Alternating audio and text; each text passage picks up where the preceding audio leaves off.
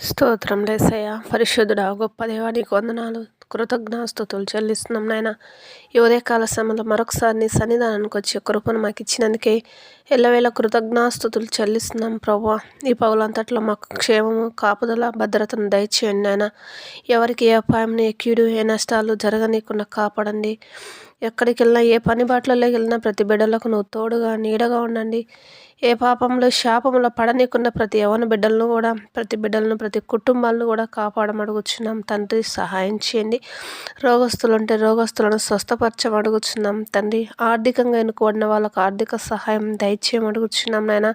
చదువుకుంటున్న బిడ్డలకు నువ్వు తోడుగా నీడగా ఉండి మంచి జ్ఞానం దయచేయమడుగుచున్నాం నాయన. రాకపోకలలో వెళ్తున్న బిడ్డలకు క్షేమము, కాపుదల, భద్రతను దయచేయండి నాయన. ఎంతోమంది ప్రభా యాక్సిడెంట్ల ద్వారా నాయన మరణాలుతున్నారు తండ్రి. సహాయం చేయండి, క్షేమం దయచేయండి, కాపుదల, భద్రతను ప్రతి కుటుంబాలపైన ఉంచమడుగుతున్నామయ్యా. ప్రతి బిడ్డలకు రక్షణ దయచేయండి, మారు మనసు దయచేయండి అయ్యా. ఎందరో నిన్ను తెలుసుకోకుండా మరణిస్తున్నారు ప్రభు. ముఖ్యంగా అన్యజనులు ఉంటున్నారు తండ్రి. ఆ బిడ్డలు తెలుసుకునేలాగా నా కృప దయచేయమడుగుతున్నాం తండ్రి. నీ పాదాల దగ్గర మొరపెడుతున్నాం నాయన. సహాయం అందించమని యేసయ్య పరిశుద్ధ నామంలో అడిగి వేడుకుంటున్నాం తండ్రి. Amen, amen.